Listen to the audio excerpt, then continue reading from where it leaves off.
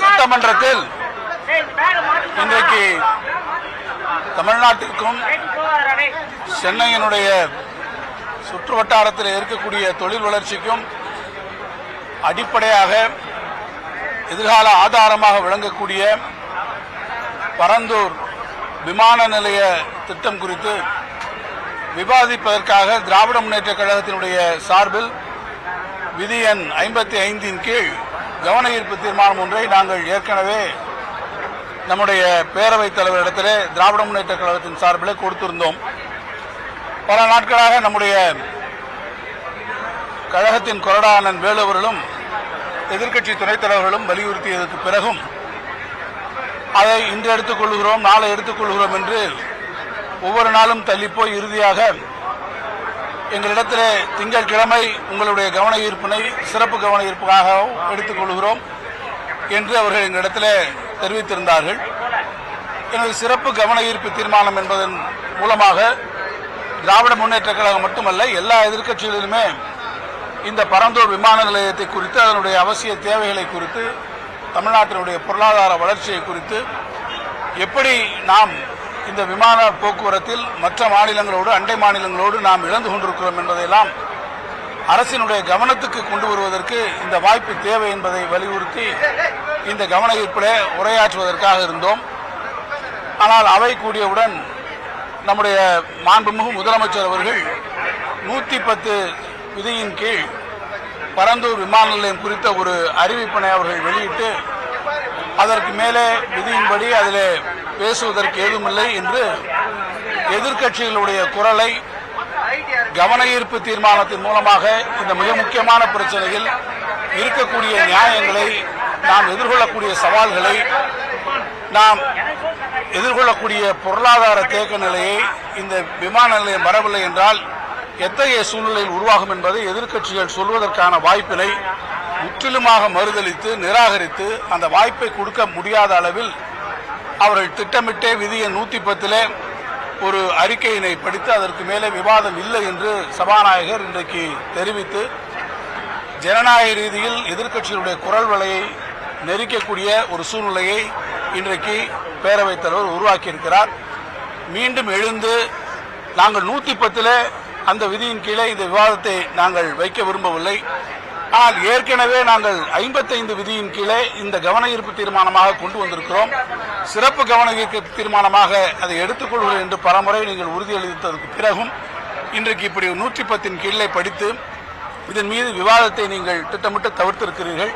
எனவே எங்களுக்கு விதி எண் 55 கீழ் கவன ஈர்ப்பில் இதை நீங்கள் வழங்க வேண்டும் என்று நம்முடைய எதிர்க்கட்சி துணைத் தலைவர்களும் நம்முடைய கொறடா அவர்களும் அதை வலியுறுத்தினார்கள். அதை வலியுறுத்தி தொடர்ந்து வலியுறுத்தியும் இந்த அரசு செவிசாய்க்காத காரணத்தால் எதிர்க்கட்சிகளுடைய அடிப்படை ஜனநாயக உரிமையை மறுத்து அவர்கள் குரல் வலையை நெரித்து கருத்துக்களை பேசுவதற்கு இடம் தராத இந்த அவைத்தலைவர் நடவடிக்கையை கண்டித்து நாங்கள் இன்றைக்கு முழுமையாக வெளிநடப்பு செய்து வந்திருக்கிறோம். வெளிநடப்பு செய்தாலும் கூட இதில் இருக்கக்கூடிய உண்மை நிலைமைகளை உங்களிடத்திலே தெரிவிப்பது எங்களுடைய கடமை என்று கருதுகிறோம். நம்ம எல்லாருக்கும் தெரியும், விமான நிலையம் என்பது எவ்வளவு பெரிய முக்கியமான ஒன்று. குறிப்பாக தமிழ்நாட்டிற்கு சென்னையிலே அமையக்கூடிய இந்த விமான நிலையம் என்பது தமிழ்நாட்டினுடைய பொருளாதார சூழ்நிலைக்கு எவ்வளவு ஒரு அத்தியாவசியமான ஒன்று, இன்றியமையாத ஒன்று. பொருளாதார வளர்ச்சிக்கும் தொழில் வளர்ச்சிக்கும் மிக முக்கியமான தேவையாக விமான நிலையம் அமைந்திருக்கிறது என்பதை நாம் நன்றாக அறிவோம். அந்த அடிப்படையில் தான் நாடு சுதந்திரம் பெற்றதற்கு பிறகு சென்னையிலே அமைந்திருக்கக்கூடிய இந்த விமான நிலையம் ஒரு காலத்திலே சிறப்பான ஒரு விமான நிலையமாக இருந்தது. இந்தியாவில் இருக்கக்கூடிய எல்லா விமானங்களையும் நீங்கள் பார்ப்பீர்கள் என்று சொன்னால் ஒரு காலத்தில் 2008 நம்முடைய சென்னை விமான நிலையம் 3வது இடத்திலே இருந்தது.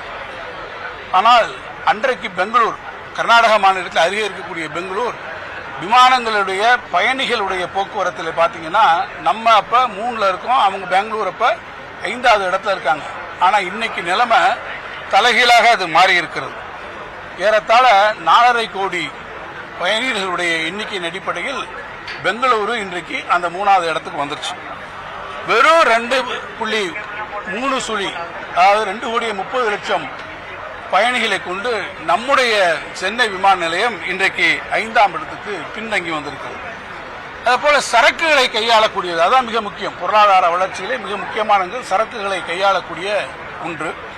அதில் பார்த்தீங்கன்னா பெங்களூர் ஏர்போர்ட் இன்றைக்கு ஏறத்தாழ 5.5 லட்சம் டன் கையாளக்கூடிய வகையில் மிக முன்னேறி ஐரோப்பாவோடு வர்த்தக ரீதியில் மிக மிக பலமான ஒரு இணைப்பை அது பெற்றிருக்கிறது. இந்த சூழ்நிலையில் தான் தமிழ்நாட்டிலே சென்னையிலே நமக்கு ஒரு கிரீன்ஃபீல்டு ஏர்போர்ட் வர வேண்டும். இந்த கிரீன்ஃபீல்டு ஏர்போர்ட் வந்தால்தான் சென்னையினுடைய தொழில் வளர்ச்சி. ஆனால் சென்னையை சுற்றி இன்னைக்கு பார்த்தீங்கன்னா ஏராளமான தொழிற்சாலைகள் வந்திருக்கிறது. இந்த தொழிற்சாலைகள் குறிப்பாக ஸ்ரீபெரும்புதூர் பகுதியிலே அமைந்திருக்கக்கூடிய தொழிற்சாலைகள் இன்னைக்கு எலக்ட்ரானிக்ஸ் ஏற்றுமதியிலே தமிழ்நாடு மிகப்பெரிய முன்னேற்றத்தை பெற்றிருக்கிறது, முதலிடத்தில் இருக்கிறது என்று சொன்னால் அங்கே அமைந்திருக்கக்கூடிய எலக்ட்ரானிக்ஸ் தொழிற்சாலைகள் ஸ்ரீபெரும்புதூரில் வந்திருக்கக்கூடிய இந்த வளர்ச்சிக்கு அமைந்திருக்கக்கூடிய தொழிற்சாலைகளுடைய எண்ணிக்கைகள் அவர்கள் அதை தேர்ந்தெடுத்ததற்கு காரணம் அந்த பகுதியிலே எதிர்காலத்திலே ஒரு பெரிய விமான நிலையம் கிரீன்ஃபீல்டு ஏர்போர்ட் வரும் என்ற நம்பிக்கையில் தான் அவர்கள் அன்றைக்கு அந்த பகுதியை தொழிற்சாலைகளை நாம் அமைத்திருக்கிறோம். இதையெல்லாம் கருத்தில் கொண்டு போதுதான் நம்முடைய கழக ஆட்சியிலே நம்முடைய மாண்புமிகு முதலமைச்சராக இருந்த கழகத்தின் தலைவர் தளபதி அவர்கள் முதலமைச்சராக வருகிற போது தமிழ்நாட்டினுடைய பொருளாதாரத்தை $1 டிரில்லியன் அமெரிக்கன் டாலராக நாம் 2030க்குள் உயர்த்துவோம் என்று அவர்கள் ஒரு இலக்கை நிர்ணயித்தார்கள். அந்த இலக்கினுடைய அடிப்படையிலே தான் அதற்கு மிக முக்கியமான ஆதாரமாக இருக்கக்கூடிய இந்த ஏர்போர்ட் பார்க்கறத நம்ம அன்னைக்கு ஆரம்பிச்சோம். நீங்க உங்க எல்லாருக்கும் தெரியும், ஒரு ஏர்போர்ட்டை நம்ம இடத்தை தேர்வு செய்கிற போது மிக முக்கியமான காரணிகளை நம்ம அதுக்கு பார்க்க முடியும். ஒன்று, அதற்கான இடம் இருக்கக்கூடிய அளவில் பார்க்கணும். இன்னொன்று, எந்த அளவிற்கு குறைந்த அளவிற்கு அங்கே இருக்கக்கூடிய மக்கள் பாதிக்கப்படுவார்கள், வசிக்கக்கூடியவர்கள் பாதிக்கப்படுவார்கள், வசிக்கக்கூடிய இடங்கள் மிக குறைவான அளவில் இருக்க வேண்டும். இன்னொன்று, டெக்னிக்கல் ஃபீசிபிலிட்டி. நாம் தேர்ந்தெடுக்கக்கூடிய இடங்களிலே விமான நிலையம் அமைக்க முடியாத அளவிற்கு தொழில்நுட்ப பிரச்சனைகள் ஏதும் இருக்கக்கூடாது. எனவே எல்லாவற்றையும் நாம் கருத்தில் கொள்ளும்போது சென்னையினுடைய புவியியல் அமைப்பு நமக்கு நல்லா தெரியும். சென்னையினுடைய கிழக்கு பகுதி முழுக்க வங்கக்கடல். கிழக்கு பகுதியில் எந்த விதமான ஒரு டெவலப்மெண்டல் ஆக்டிவிட்டிஸும் நமக்கு போக முடியாது. இந்த பக்கம் அப்படி நின்று வடபகுதியில் என்ன என்று கேட்டால் நமக்கு வட சென்னையிலிருந்து துவங்கி வட சென்னை, எண்ணூர் என்று தொடர்ச்சியாக தொழிற்சாலைகள். அந்த தொழிற்சாலைகளுக்கும் தாண்டி பார்த்தீங்கன்னா பழவேற்காடு, புலிக்காட் லேக், அது ஒரு சூழலியல் மண்டலம். அதுக்கு அடுத்து இம்மீடியட்டா பார்த்தீங்கன்னா உடனடியாக அந்த இடத்துல ஆந்திர எல்லை வந்து விடுகிறது. ஏன்னா இந்த பகுதியிலும் வடபகுதியிலையும் நாம் போக முடியாது. தென்பகுதியிலே இடங்களை பார்க்கிறோம். நம்முடைய முதலமைச்சர் பரந்தூர் விமான நிலையம் தேர்ந்தெடுப்பதற்கு முன்பாக பல இடங்களிலே தொழில்நுட்ப ரீதியாக ஆய்வுகளை மேற்கொண்டோம். ஏன்னா விமான நிலையத்தை தேர்ந்தெடுக்கிற போது நம்முடைய தேர்வு மட்டுமல்ல, ஏர்போர்ட்ஸ் அத்தாரிட்டி ஆஃப் இந்தியா அதுவும் ஒன்றிய அரசினுடைய கிளியரன்சஸும் வேணும். சென்னையினுடைய தென்பக்கத்துக்கு போனா என்ன இருக்குது, நம்முடைய தாம்பரம் ஏர்போர்ஸ் அதனுடைய ஏர் ஸ்டேஷன் இருக்கு, அதனுடைய ஏர் ஸ்பேஸ் அங்க இருக்கு. அதை தாண்டி நீங்க கீழே போனீங்கன்னா திருப்போரூர் பகுதியை பார்த்தோம், அங்க தாம்பரம் ஏர் ஸ்டேஷன்ஸ் வருது, அங்க வர முடியாது. அதுக்கு தெற்க போய் பார்த்தீங்கன்னா படாலம் பகுதியில் பார்த்தீங்கன்னா கல்பாக்கம் அணுமின் நிலையம் வருகிறது, அது கல்பாக்கம் அணுமின் நிலையம் இருக்கிறது. இன்னொரு பக்கத்தில் நம்முடைய வடதாங்கல் பறவைகள் சரணாலயம் இருக்கிறது. தென்பகுதியிலையும் போக முடியாது.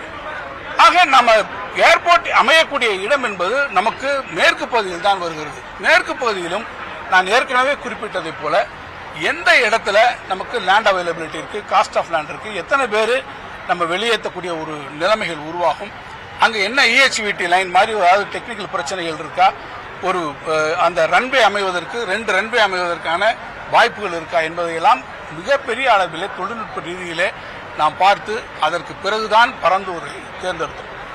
இப்போ அவங்க என்ன சொல்றாங்க, பரந்தூர் திட்டத்தை கைவிடப்படும் என்று இன்றைக்கு அறிவித்திருக்கிறார்.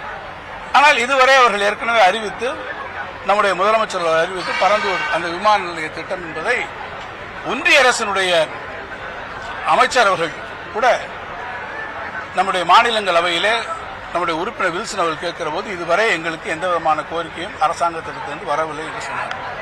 அது ஒரு ஒருமைக்கு இன்றைக்கு நம்முடைய மாண்புமிகு முதலமைச்சர் அவர்கள் அந்த திட்டத்தை கைவிட்டிருப்பதாக அவர் அறிவித்திருக்கிறார். அரசாங்கம் ஒரு கொள்கை முடிவை எடுக்கிறது. ஆனால் இந்த திட்டத்தின் வாயிலாக வரவேண்டிய மிகப்பெரிய தொழில் வாய்ப்புகள் இன்றைக்கு மறுக்கப்பட்டிருக்கிறது. காரணம், நான் ஏற்கனவே சொன்னதை போல அந்த பகுதியிலே வரக்கூடிய இந்த வாய்ப்பினால் தான் திருவெரும்புதூரை சுற்றி இருக்கக்கூடிய பகுதிகள், சென்னையை சுற்றி இருக்கக்கூடிய பகுதியில் பெரிய அளவிலே தொழில் வளர்ச்சியை பெறக்கூடிய ஒரு வாய்ப்பிலே வரும். இப்போ நீங்கள் என்ன பண்ணிருக்கீங்க, லேண்ட் அக்வசிஷன்ஸ்க்கு போயிருக்கீங்க. இப்ப லேண்ட ஒரு பர்டிகுலர் காரணத்துக்காக நீங்க அக்விசிஷன் எடுத்துறீங்க. இந்த பரந்தூர் பகுதியில் கூட பாத்தீங்கன்னா ஏறத்தாழ 5746 ஏக்கர் நாம கையகப்படுத்துறாரு. இதுல பாத்தீங்கன்னா 90% இடங்கள் நம்ம ஏற்கனவே கையகப்படுத்தணும்.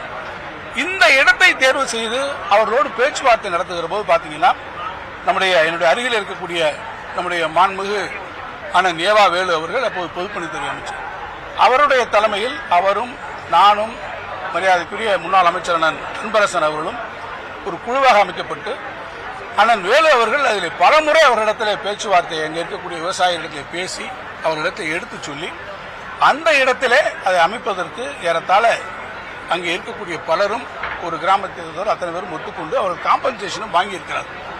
இப்ப இங்க வேணாம்னு சொல்லிட்டா லேண்ட் அக்விசிஷன் ஆக்ட் பிரகாரம் எந்த நோக்கத்துக்காக நீங்க எடுக்கிறீங்களோ அந்த நோக்கத்துக்காக தான் அதை பயன்படுத்த முடியும். இப்போ அங்கே கைவிட்டு விட்டீங்கன்னு சொன்னால் அந்த நிலங்களை என்ன செய்ய போகிறீர்கள்? அங்கே இருக்கக்கூடியவர்கள் ஏற்கனவே காம்பன்சேஷன் வாங்கி விட்டார்கள் சொன்னால் அவர்களுக்கான பதில் என்ன? சரி, இங்கே அந்த வரல வேற ஏதாவது திட்டம் வச்சிருக்கீங்களா? அப்படியானால் அந்த திட்டம் வருகிற போது அங்கே இருக்கக்கூடிய நீரியல் சூழ்நிலைகள், சூழலியல் பிரச்சனைகள் தீர்ந்து விடுமா? அங்கே இருக்கக்கூடிய விவசாயிகளுடைய பிரச்சனைகள் அது தீர்ந்து விடுமா? இன்றைக்கு நீங்கள் என்ன சொல்லுகிறீர்கள்? இந்த இடத்திலிருந்து வேறு ஒரு இடத்துக்கு நாங்கள் பார்ப்போம், அதை குறித்து ஆய்வு எடுக்குவோம் என்று சொல்லுகிறீர்கள். அது எப்போது வரும்? அங்கே இருக்கக்கூடியவர்களில் எத்தனை பேரை நீங்கள் வெளியேற்றக்கூடிய சூழ்நிலை வரும்? அங்கே என்ன இன்ஃப்ராஸ்ட்ரக்சர் இருக்கு? சரி, இதே பரந்தூர்ல தான் இந்த விமான நிலையம் வரும் என்ற வகையில் அங்கே ஒரு மெட்ரோ திட்டத்தை இப்போ நமக்கு சுங்குவார் சித்திர வர கொண்டு போயிருக்கோம். எதிர்கால இந்த மெட்ரோ திட்டத்தினுடைய நிலைமை என்ன? இங்க நீங்க கொண்டு போற இடத்துல இப்ப பெங்களூர் டு சென்னை அந்த புதிய சாலை, நான்குவழி சாலை இப்போது வந்து கொண்டிருக்கிறது. இந்த இதோட அலைன்மெண்டோட பரந்தூர் இருந்தது. இனி வரக்கூடிய இடங்கள் எப்படி இருக்கும்? அந்த இடத்துல எந்த வகையிலே நீங்கள் செய்ய போகிறீர்கள்? நான் ஏற்கனவே சொன்னதை போல சென்னையை சுற்றி இருக்கக்கூடிய பல்வேறு இடங்களிலே மிகப்பெரிய அளவில் அந்த பிரச்சனைகள் உங்களுக்கு இருக்கும். ஆகவே அதை நீங்கள் என்ன செய்ய போகிறீர்கள் என்பதை நான் கேட்டுக்கொள்ள விரும்புகிறேன். ஆக இந்த சூழ்நிலையில், இப்படிப்பட்ட ஒரு சூழ்நிலையில் பரந்தூரிலே நீங்கள் இந்த விமான நிலையத்தை அமைப்பதுதான் மிக சரியானதாக அமைந்திருக்கும். ஆனால் இதை நீங்கள் அரசியல் காரணங்களுக்காக இன்றைக்கு மாற்றணும். ஒரு திட்டம் நாட்டுக்கு வருகிற போது அதில் அரசியல் செய்யக்கூடாது. அரசியல் காரணங்களுக்காக ஏதேனும் திட்டங்கள் நிறுத்தப்பட்டிருக்கும் என்று சொன்னால் அது நம்முடைய பொருளாதாரத்தை பாதிக்கும். ஏற்கனவே அதிமுக ஆட்சியில் துறைமுகத்திலிருந்து மதுரவாயல் திட்டம் இதற்காக நிறுத்தப்பட்டு மீண்டும் நம்முடைய கழக ஆட்சியில் துவங்கப்பட்டது. இப்படி பல சூழ்நிலைகளிலே அரசியல் காரணங்களுக்காக திட்டங்களை நீங்கள் நிறுத்துவீர்கள் என்று சொன்னால் அது ஒட்டுமொத்த நாட்டினுடைய பொருளாதாரத்தை பாதிக்கும்.